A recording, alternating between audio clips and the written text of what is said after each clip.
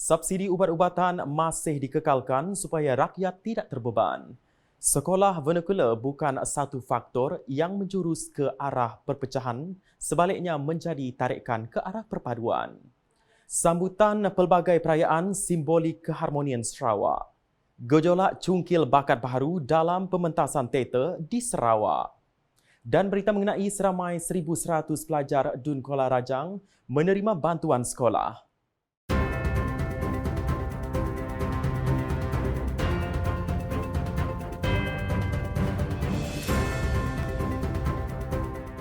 Salam sejahtera dan salam Sarawak Maju Makmur bersama saya, Crispin Fowler. Berita utama, subsidi ubat-ubatan kepada pesakit yang menerima rawatan di semua fasiliti Kementerian Kesihatan KKM masih dikekalkan supaya rakyat tidak terbeban dengan sebarang peningkatan kos ubat. Timbalan Menteri Kesihatan Datuk Lukanisman Awang Sauni berkata, bagi mengurangkan beban pesakit yang mendapatkan rawatan di fasiliti swasta pula, KKM menyediakan harga panduan pengguna untuk membantu rakyat mendapatkan maklumat harga ubat-ubatan menerusi www.farmasi.gov.my bagi membuat perbandingan harga. Menurutnya, KKM telah meneliti inisiatif ketelusan harga ubat iaitu fasiliti kesihatan swasta yang dikenal pasti perlu memaparkan harga ubat seperti diumumkan Perdana Menteri Datuk Seri Anwar Ibrahim pada 3 Oktober 2023. Beliau berkata demikian dalam sesi soal jawab di Dewan Rakyat pada Isnin. Ahli Parlimen Sibuti itu menambah langkah ini dapat meningkatkan akses rakyat kepada bekalan ubat yang lebih kompetitif harganya serta membolehkan rakyat mengetahui harga ubat yang perlu dibayar seterusnya membuat pilihan mengikut kemampuan masing-masing.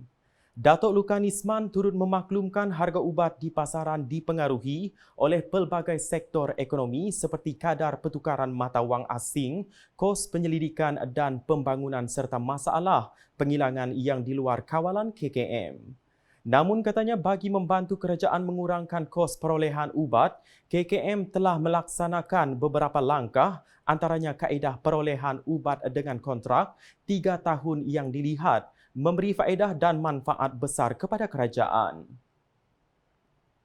Laporan seterusnya. Sekolah vernacular bukan satu faktor yang menjurus ke arah perpecahan, sebaliknya ia menjadi tarikan ke arah perpaduan. Menteri Perpaduan Negara Datuk Seri Aaron Agu Dagang berkata, data enrolment pelajar bukan Cina di Sekolah Jenis Kebangsaan Cina, SJKC dan pelajar bukan India di Sekolah Jenis Kebangsaan Tamil, SJKT, menunjukkan peningkatan berterusan sejak 2018 hingga 2023 yang membuktikan bahawa perpaduan rakyat mampu dibina di mana sahaja jika ada kesungguhan semua pihak. Menurutnya, kementeriannya telah melaksanakan wacana defisit sosial dengan menampilkan pakar-pakar bidang pada tahun lepas. Dalam satu kenyataan media pada Isnin, Datuk Seri Aaron menambah hasil dapatan menunjukkan kewujudan sekolah vernacular tidak boleh lagi dianggap sebagai pembuka ruang pemisah antara etnik.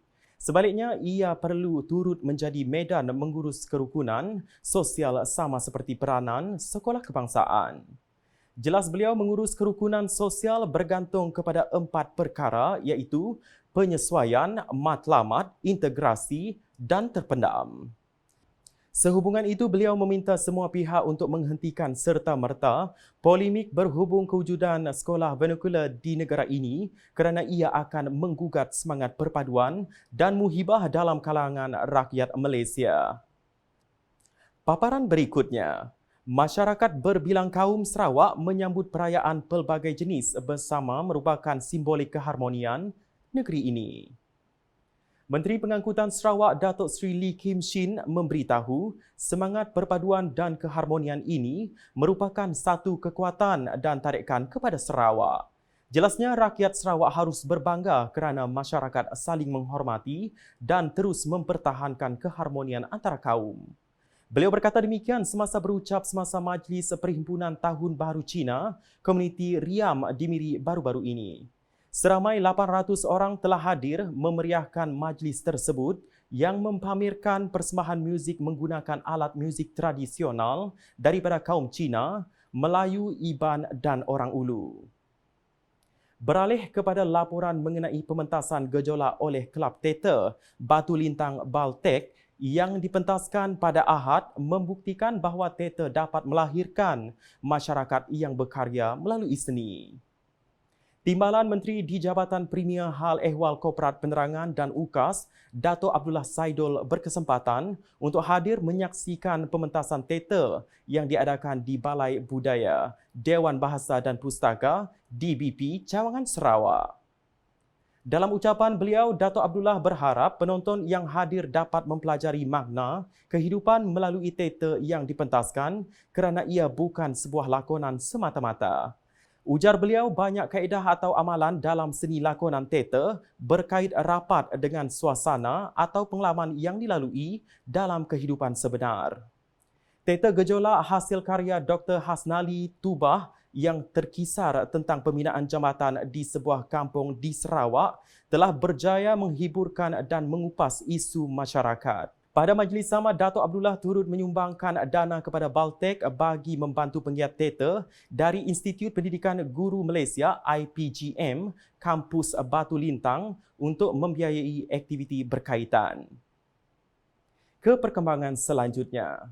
Seramai 1,100 pelajar di kawasan Dewan Undangan Negeri Dun Kuala Rajang telah menerima bantuan peralatan sekolah.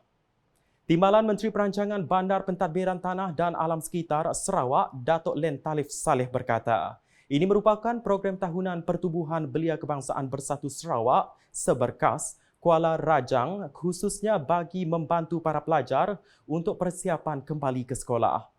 Menurutnya, bantuan ini bertujuan membantu serta meringankan bebanan yang ditanggung oleh ibu bapa. Beliau berkata demikian ketika berucap dalam program Back to School N41 Kuala Rajang di Dewan Masyarakat Kampung Belawai pada Ahad. Ahli Dewan Undangan Negeri Adun Kuala Rajang itu berharap semua bantuan yang diagihkan dapat digunakan sebaik-baiknya dan diharapkan dapat membantu para ibu bapa membeli barangan sekolah anak-anak. Dato' Len turut berkesempatan melawat program gunting rambut percuma yang dijalankan di Medan Selera, Belawai yang merupakan salah satu program dalam program Back to School. Sekian edisi Tengah Hari bersama saya, Chris Van Fowler. Berita lebih lanjut boleh didapati di semua platform media sosial UKAS termasuk portal ukas.sarawak.gov.my dan UKAS Channel di YouTube. Sebelum mengakhiri buletin UKAS, saksikan visi Premier Sarawak 2030 Eco-Friendly Transport.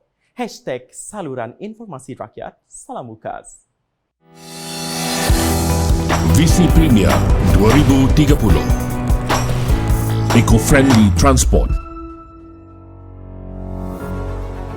Pengangkutan lestari merujuk kepada pelepasan karbon rendah dan sifar, cekap tenaga, medium pengangkutan yang berpatutan termasuk kenderaan bahan api elektrik dan alternatif selain bahan api domestik.